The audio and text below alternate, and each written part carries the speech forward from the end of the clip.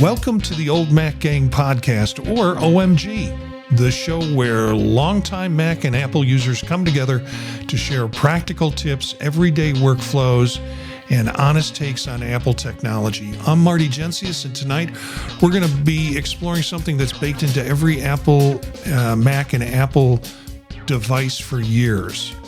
And whether you call it spoken content, voiceover, or having your Mac read to you, Apple's built-in tools have quietly grown into something genuinely useful. So it is text-to-speech, or TTS, if you want to do those short letter versions of it. So we're going to be talking about some of those hidden features, more so about how people in this group use it, and let's find out who's with us tonight with the Old Mac Gang. Chris? Yeah. Hey, good evening. I'm Chris. I'm a 78-year-old retiree here in Tucson, Arizona. I started on the Mac really early on. I had got my kids an Apple IIe, and then all of a sudden, oh my God, there's this new computer called Macintosh. And I succumbed to the take-home test that Apple let us take a Mac 128 home for the weekend, and boy, that did it. And I joined the user groups after that, spent about 9 years working with them, and then I worked for Apple for about 8.5, 9 years. And then I went on to do university IT. So all supporting the Mac and Mac users, and I'm still sort of doing it informally, of course. You can't take the country out of the boy, I guess. And so now retired and playing with all my Apple toys and having lots of fun and enjoying the Old Mac Gang. Yeah, I'm a 70-year-old in North Houston, Texas. I'm retired after 23 years at Texas A&M IT, and I've been using Mac since the early days, 1984 and beyond. And then when I was at A&M, I pushed the Mac stuff a lot and used it myself. And I like being here with the Old Mac Gang and our audience. Thank you. Bob. Good evening. My name is Bob Wood, and I am also in Tucson. I have longtime Mac cred, but not as long as some of my other gang members. I came to the Mac in the early 90s at system 6 point something, and have been loyal ever since then, and a great member supporter of Mac user groups in that time. Hi, I'm Peter, and I'm a 73-year-old Apple enthusiast from Bay Village, Ohio, a former foundryman and educator, currently retired. I enjoy chatting about all the gear, software, and accessories I use, and the so much more that I wish for with this old gang and with our audience. Back to you, Marty. Yeah, we're going to talk about text-to-speech tonight, and it is a wonderful service for folks who want to have, basically things read to them or said to them. And the panel has had a lot more experience with this than I have. And so I have some limited use that I use for it. And when we get into it, we'll talk about it. But we have some tremendous resource articles that I will just show you quickly, and we will go through and then get back to see what the panel has to say about it. So this first article is How to Use Text-to-Speech on the Mac, the Complete Guide 2026. It's from AnySpeech, which does its own kind of products and does its own kind of thing, but it does explain how to use system settings and how to set it up so you can do a variety of things on Mac in terms of text-to-speech and spoken language kinds of work. The other article, or next article that we have, is Text-to-Speech on the Mac Tools and Apps and Alternatives 2026 from AIDictation.com. And again, more discussion about how to set it up and ways to use it. I think it's worth looking at these articles and getting some ideas on how you might want to use it. Outside of the Apple system, there are some text-to-speech apps that you can use for this purpose. And this site is wordwand.co. And of course, WordWand is the top best one according to WordWand. But it tells you what kind of things that you can do with that app. And then Speechify, and they go through Natural Reader, the best for document reading. And so there's a good option, another site for you to look at. Then the best text-to-speech AI tools for the Mac, iOS, and cross-platform users in 2025. This comes out of Apple Gazette. And so you'll have some different kinds of professional quality versions, business presentations, audiobook production, and just some good suggestions there. Now, Gary does a wonderful job with MacMost, and he does a lot of training, has a wonderful site. I subscribe to it. There's a subscription purpose for this. And Gary just has some really good things. And this section was Mac spoken content. And you might want to look at that site and get some ideas in terms of, he has a video transcript of his video if you want to do that. But you'll get some time there to look at how to use Mac spoken content. And then Revert to save. Writers use spoken content accessibility feature to have your Mac and iPad read words and help you proof text. This is kind of emphasizes for writers and how writers can use this. And then finally, the best dictation software in 2026. This comes from Zapier. And these speech-to-text apps will save you time without sacrificing accuracy. So they talk about Apple Dictation, Dragon by Nuance.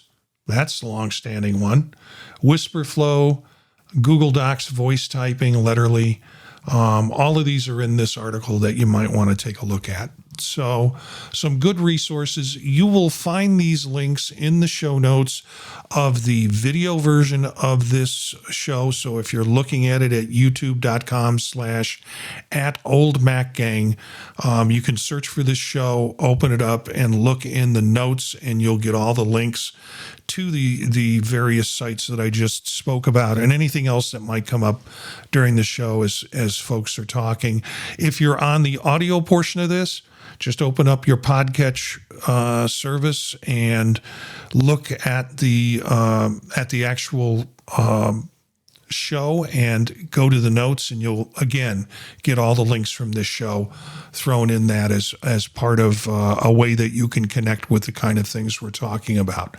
So Chris really kind of brought this to us as a topic for tonight, and every week I try to either come up with a topic or throw it out to the gang to come up with some discussion. And maybe, I'll start with Chris. Maybe you can talk a little bit about the topic, and then you can also say what the first question is and your answer to that question, and we'll start to flow through the panel. So Chris, it's you. Sure, Marty. So this Apple got started with this in the mid-90s, and we were trying to understand the differences. And there are two terms that are thrown around casually, and they're easily confused, but they're completely different technologies. When we say speech to text, it's you talk, the computer types, which is basically dictation. Okay. And that is something that's been getting better over the years, and it's been really, really useful for us seniors, and I'll come back to that. Then there is text to speech, which is basically the computer reading to us. And there are a variety of ways of doing that. And as you can imagine, it's a totally different technology. It's just like Word and PowerPoint. I mean, just as different as chalk and cheese. And with the speech to text, it's been very handy for people who have vision issues, for people for convenience factors. They want to they want to throw their Axios newsletters into something or other, or, they've got articles from Medium or Substack, and, they just don't have time to read them in the office, but they've got a long commute. So you're either sitting on the train, in the bus, in your car, and you're listening to it. And the goal for those is to provide, something, and there's an app I've been using, we'll talk about a little later, but is to, give you sort of an interface like a podcast, because everybody knows, with our audio podcasts, how those work, and everybody's comfortable with that. So our first question is, have you used text-to-speech options, and if so, for what purposes? And I think I've kind of already covered it. My original answer was actually about dictation, which is the opposite. So in terms of, text-to-speech, that's the whole idea.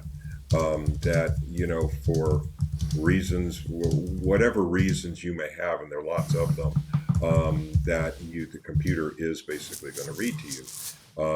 And so I think I'll just leave it there and pass it off to Charlie. Yeah, I don't use this the TTS on the Mac much, but I use the heck out of it on my iPhone. I make calls, I do texting. It makes things a heck of a lot safe, particularly when I'm in Houston traffic. Let's see. Oh, and I listen to Audible a lot. And so it's not really text to speech per se, but there is a thing that lets me, it'll dictate text if I have a book or whatever. Let's see. And I played around with text to speech a little bit with ChatGPT and some of the other ones to generate images, but it doesn't do very well. Anyway, that's all I have to say on it right now. When I'm in my car, my iPhone is always plugged into the car and connected, even when I don't need the S lady for navigation. That way, if I get a message, she can read it to me and will take my dictation for a reply. I am also happy that she will read my response back to me before sending it, as I can then have an opportunity to correct my errors. When I am navigating, text-to-speech will let me know when a turn is coming up or when there's an alternate route available. So I find it very helpful in the car. How about you, Peter? I'm pretty much in the same boat as you. I use the built-in text-to-speech only a little bit, but regularly, and I rely on it when I'm listening to a podcast or an audiobook, as you say, in my car, but also on my morning walk. Occasionally, notifications will interrupt and read me a text message that has just come in. If it's long, it will ask me if I want to hear it first, and I use that. And I may respond with a dictated reply, which, like you, I think it's great that it reads it back to me before it goes out, because sometimes I make mistakes. I really like that. And on other occasions, I would like to use it, but can't. I'm with others in conversation, watching TV, whatever. I'm doing some online research, and a lot of times, rather than read my findings, I'd like to just select the relevant text and let my iPhone do the reading. But I don't find the software up to snuff for that. And maybe it's because I do a lot of my research in Wikipedia. In that case, it skips any linked words. And while that can be hilarious to try to decipher, it's not very useful. I like the idea that of the website that Marty showed, which is to read stuff out loud that you've just written. I often read it aloud to myself in my head, but I don't think that's as good as actually hearing someone else read it. So I'm going to try that out. Marty. Yeah, to be retired and have all the opportunity in the world to drive around and have your car read to you, I dream of those days. I'm still working. That's not to say these guys aren't doing important things. It's just with work, my commute is about 10 minutes at the most, maybe 7 minutes to get from my house. So there's not a lot that happens with me in text-to-speech in car. So I'm not, using it for that kind of reading purposes. Around the house, I'm in front of a device. I have my eyes. I will read it and read it for that purpose.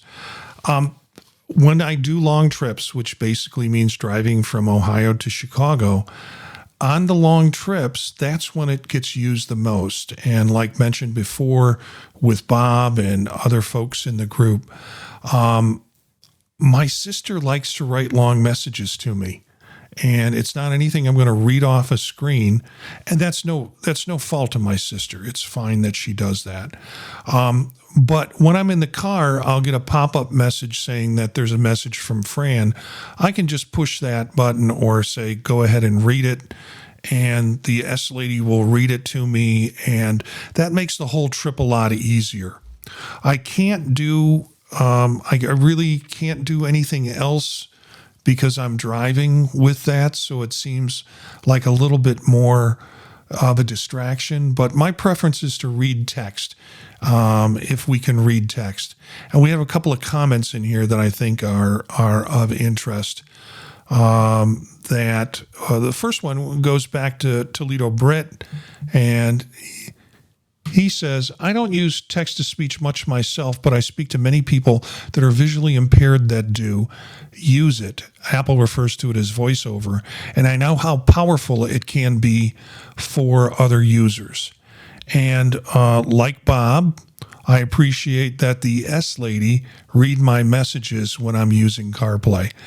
And Wentz Gutierrez said the S lady, and Bob did a nice job of explaining who the S lady is. We keep saying the S lady instead of the full name because we don't want to trigger your S lady when you're listening to this podcast. So thanks for that. And also, CarPlay has been a real game changer, to be honest, from a convenience standpoint and from a safety standpoint, too. And yeah, mine is Bluetoothed into CarPlay. My phone is Bluetoothed into CarPlay, and that's how I get messages when I'm on long trips and manage it that way. So let's go to the second question in our group. What other purposes could you find text-to-speech solutions useful? Chris? Yeah. Again, two clarifying points. One, I think with commutes, there's somewhat of a threshold, and it's probably going to be more like 15 to 20 minutes. Less than that, it's sort of not worth it to get involved in something that's reading to you because it's going to take time to set up. Then you're going to have to put it away, get ready to get off the bus or where you're driving and parking and stuff. So yeah, I'm seeing, Marty, how you're going to sort of miss that window because you're fortunate enough to live really close to work. Now, the second point is, and I have a friend in Utah who has the S lady reading books to him. That's SIRI for anybody who doesn't know who the S lady is. And there's a difference in my mind. And part of this is because I took voiceover classes and was thinking about seriously doing that in retirement for a while.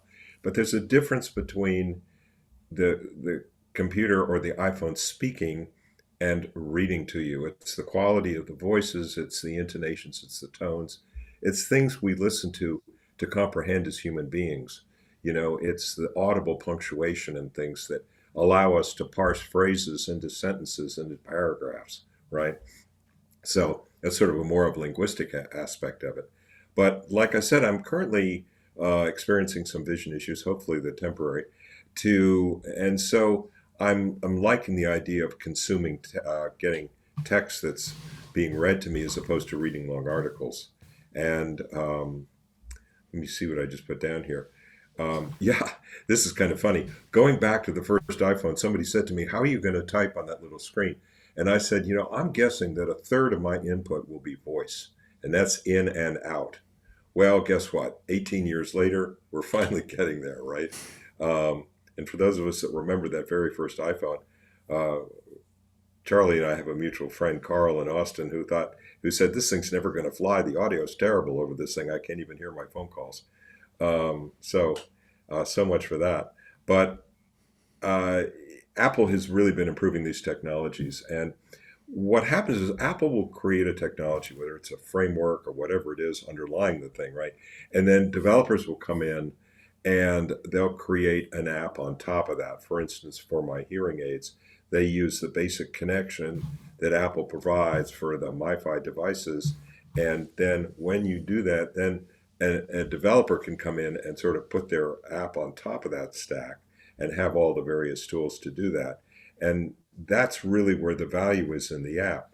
Now, we all know the App Store has been an enormous success, and it's this crazy amount of apps out there. And so that's part of the game, right, is to find out what are good apps to look at this. And I'll continue in the third question, but that's really what drove my idea for tonight on all of this. But for right now, I'll hand it back to Charlie.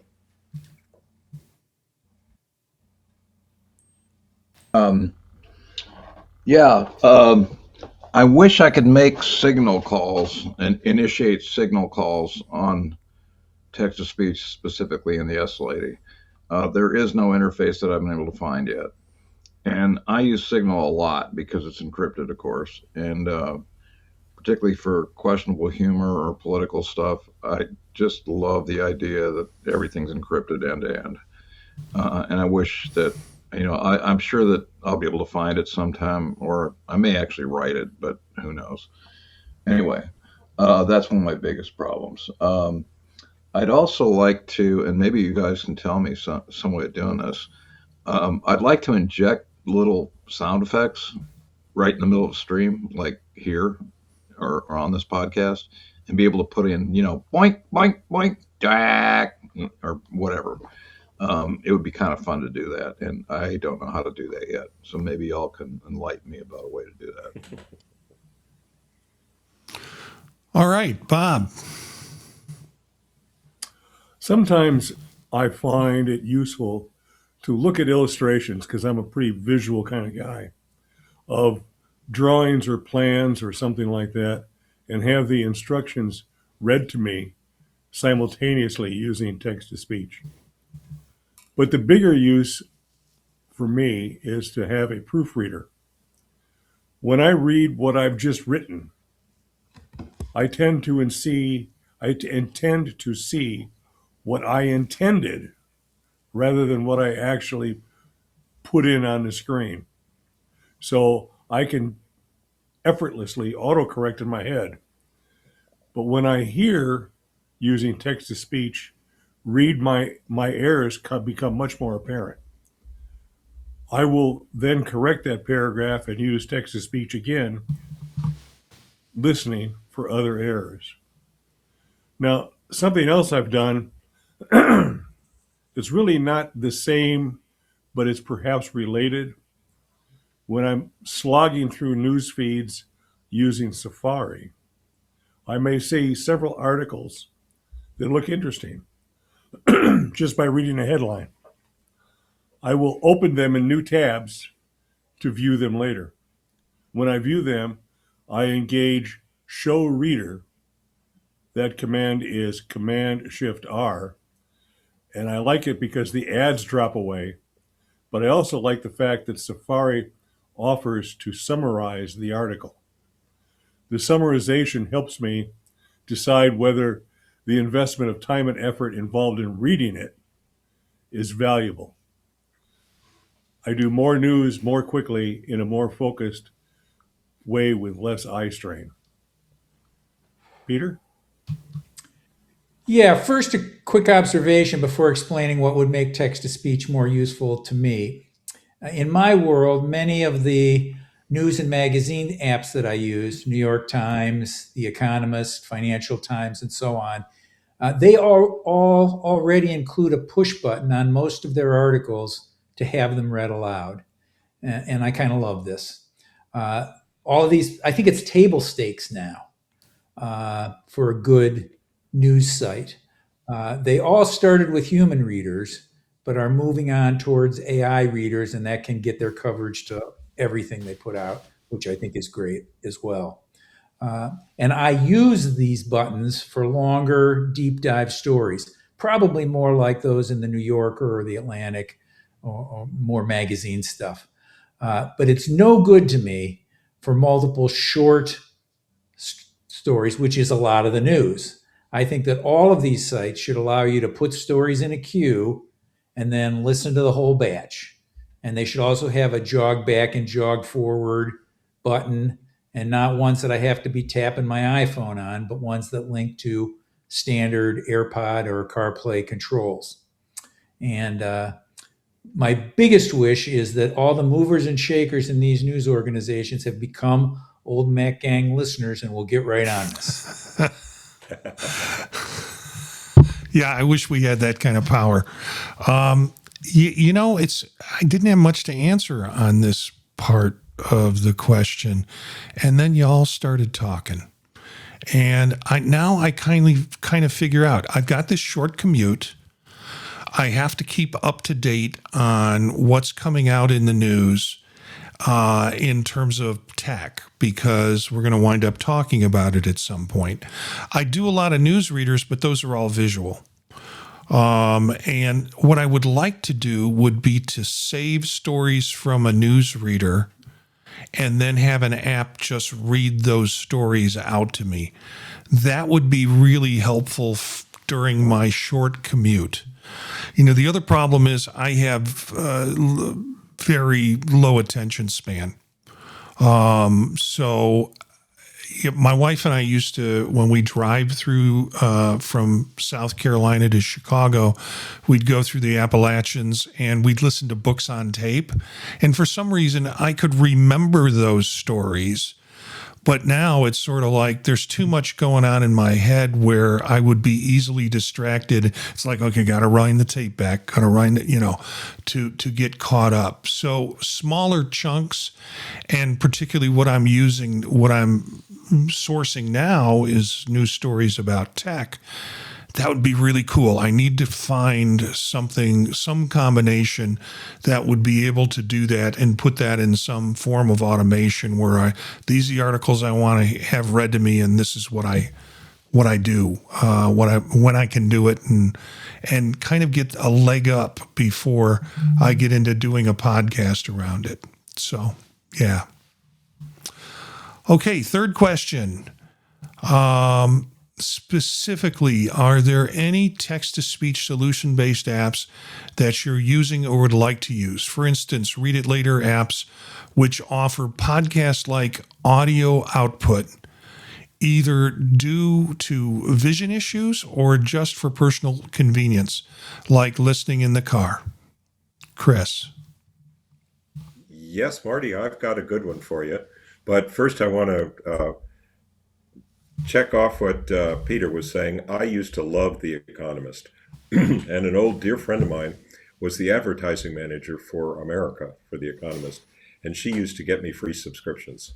So you can imagine, that was not an inexpensive publication back then in the print version. And, I could handle it. Now I've got New Yorker articles that are longer, Atlantic articles. And it's not that they're not good articles. It's just, I'll never get through them reading them. And so what I found last week, I very rarely do this, but I was getting my updates at the App Store, and I always do my updates manually on the Mac and the iPhone, because that gives me a chance to look at an app and say, I haven't used that app in 3 years. I think I'll just delete it. And you can do it right there where you're updating the app. Just swipe it left or right and it's gone.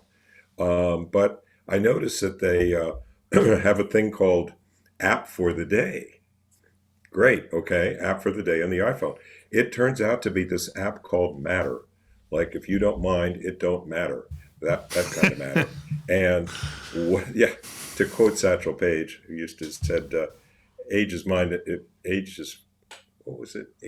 over matter. It don't matter. If you don't mind, it don't matter. That was it. And at any rate, what it does is it's got the capability.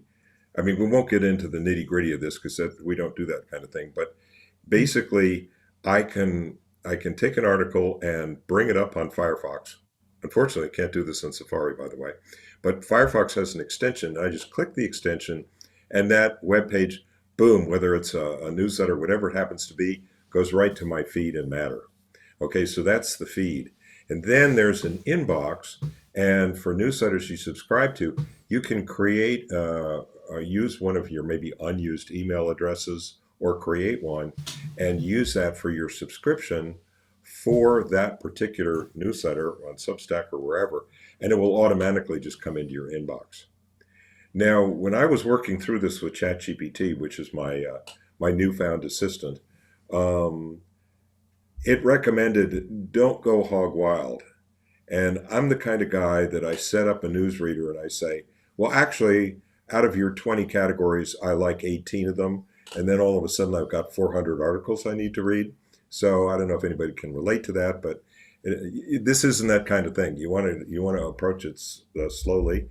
And like for Marty, this would be perfect. You just Yeah. select them, boom, you send them over there. And then, you get out of the car at the parking lot and put in your earpods if you're not okay with if you're okay with not getting run over by a bicycle or something walking across campus, and you can listen to your stories. And I do that a lot when I'm doing the dishes or cleaning the house or whatever it happens to be. And usually it's a podcast or a couple I listen to every day. But it's a great idea for there's just terrific content out there. Like in the Atlantic, we've all got favorite content that's on content. I don't need to tell you about that. But this is a way to consume that in a way that you might not otherwise be thinking, because particularly for seniors, as we start getting into our later 70s, the eyes get tired more easily. Things can get a little goofy, and for me, it's sort of a good solution. Now, it is a paid for app. There are a couple of tiers, and I haven't quite figured out that part of it yet. But you can use the free version and do just fine with it. Their competing apps are Instapaper. Pocket is another one. Pocket also exists on the Android for Android people. Trying to think, there are a couple there, and there's several of them, and you probably want to look at them all. But this is more about selling the concept than it is whichever app you happen to choose.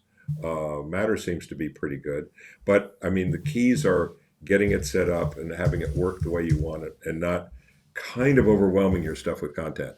Because you can imagine, there's Marty getting out of his car in the parking lot, and all of a sudden, instead of like 8 articles, there's 26. That's probably not going to work for you, Marty, right? So you need to do it in bite-sized pieces that's kind of going to work for you. But that's specifically what sort of drove this for me this week. Charlie? Yeah, as I mentioned previously, I've been using. I'm sorry.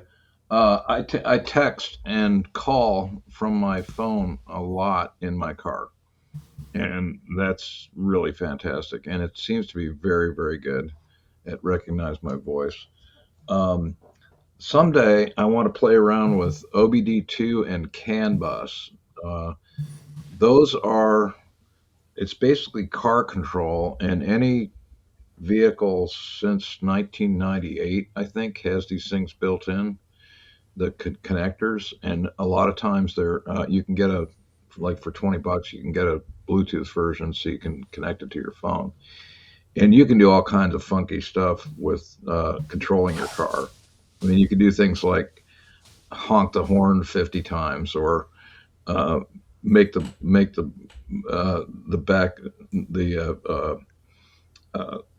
turn signals go, alternate 40 times, or just weird stuff. But I would like to play with that some and tie the voice into that, so I can do some funky stuff with my car. The other thing I'll mention is that I've had so many accidents with pickup trucks around Houston that I came up with the idea of doing a pickup truck defense system, which basically picks up via cameras that can pick up the fact that there's a pickup truck about to hit me, and I'll get a 200 decibel horn that will go and hopefully keep them from hitting me. Anyway, the other thing is the other piece that's kind of fun, and again, it's not text-to-speech per se, but you can reprogram the stuff that your car talks to you on. So a friend of mine did that in Dodge a while back, and instead of saying fuel low, it would say, "You idiot, you're almost out of gas," and so forth. And I also mentioned that I did find a Donald Duck voice generator, so you can type in the text and it'll come out Donald Duck. And I'd like to see if I can figure out how to change my voice out to Donald Duck. Anyway, just kind of fun. All right, Bob. I've not used any of these solutions at this point. Perhaps Chris can convince me that there is a need. I tend to, as far as speaking from my Mac or from my phone, I tend to use the South African female voice, as I find it clear and understandable to my ear. I also love the way that she says car park instead of parking lot. And also, I love the pronunciation of boulevard, as in turn right on Central Boulevard. But beyond that, no, I haven't used any of this stuff at this time. Peter? Yeah, there's an app that's been sitting on my phone for a long time now that I've never done anything with other than download it. But thanks to Chris's shout out, I plan to dig into it. It looks like it's exactly my cup of tea. Matter appears to solve some of my gripes from the last question. I can dump several items into it, select and reorder them, listen and skip back and forth in time within one. I think it's the ticket. I have one quick digression as well, looking at the opposite transformation, speech to text, which has been an unexpected revelation to me. The podcatcher that I use, which is Overcast, has just added transcripts to everything you put through it. And there are many reasons to appreciate having a transcript for anything you have in audio. But one that I had never expected is skipping ads. For the too many ads that are inserted into many podcasts I like, it's a swipe and a click to move ahead immediately to the exact point where the content resumes. And I cannot exaggerate, although I'd love to, how wonderful this is. Marty. Well, while you guys were talking things up, I was downloading Matter onto my phone because I think the solution I asked for is probably the want that I have for short newsreader articles or things that link to short articles from, Macworld and the different places we go for sourcing. I think that Matter might help me with that. So I will be playing with that tonight to see if I can integrate it in a way that I'd like it to do. Here's something that this is a dream. I have to read a large document, and I kind of want to read the large document, but I'd much rather have a text-to-speech read it to me. But once I'm done listening to it, I would like that large document to use AI. This is all kind of an automated workflow. Use AI to summarize that large document, read back the summary to me, and then allow me to ask it questions where it would give me targeted responses. Like, what do you think some of the problems with this is?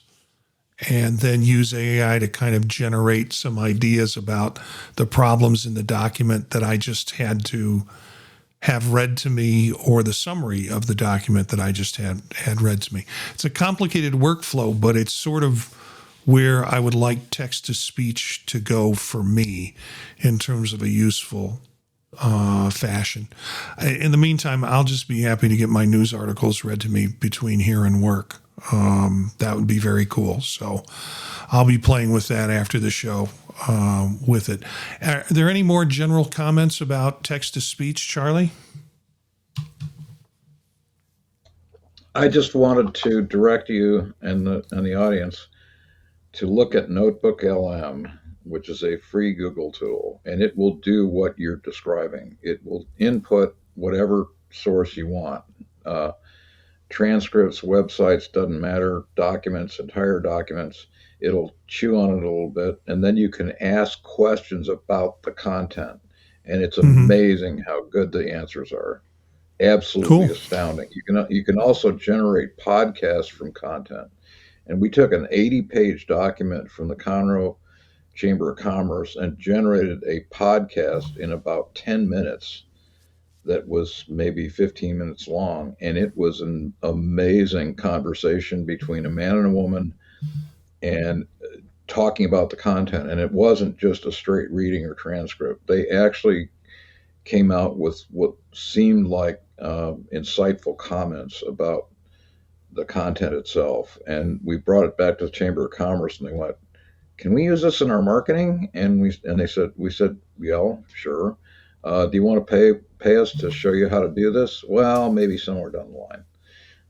And they didn't. But anyway, Notebook LM, highly recommended, and it will do a lot of what you're describing, Marty, I think. Okay. I will put Matter and Notebook LM in the links, along with the other links that we have in the show notes. So you can pick that up in the notes of the podcast or version of this, or the video version of this. Any other comments in general around text-to-speech? Chris? Yeah, just tagging on to what Charlie said. This does sound like something that AI could do for us, and this is the kind of stuff we want, and I hope developers are listening, because that's the kind of thing. I think the key here is to chain the pieces together. And what we're really talking about, in a way, is John Scully's Knowledge Navigator. If you haven't, Google it if you have never seen that. It's an absolutely fascinating video. And now there's a video about how it was made. And it turns out that John was very active with the filmers in terms of what it was. And it's sort of a futuristic look at where Apple could be going. And we're getting closer to that. And in terms of, Peter brought something up around ads, and this is something I don't want to leave out, because it can be a real problem. For instance, reading the Axios newsletter, I get the message about their smart brevity technology for building newsletters, but it read it 3 times during the piece. You know, my tolerance for that kind of stuff is somewhat low. And so if I see a bunch of ads on a web page, and if they don't have a reader, I tend to chuck it. And beware, I mean, for those of you who are building web pages, you know, and Mac Rumors is a good one in this case, they're getting pretty heavy on ads. And, you know, it reaches a point where I just won't look at the site anymore. You know, it's just, I've got better things to do with my time. So I know this is a trade-off with supporting with advertising, but now I think Matter does try to weed some of those out, but obviously advertisers are going to figure out a way around it. But just, you know, to raise a flag on this issue for advertisers, if you make it too difficult for us to consume the content, we're just not going to do it. And so I don't know if they see that or not, or if it matters, or, but yeah, I could see this really coming together with AI, and you know, it may take a while to do this, and a learning AI, but it could be, like Marty's example is terrific, to be able to do something like that, and that makes a lot of sense. So, all right, hopefully this was helpful. Cool. Any final comments before we call it a wrap? Then let's call it a wrap.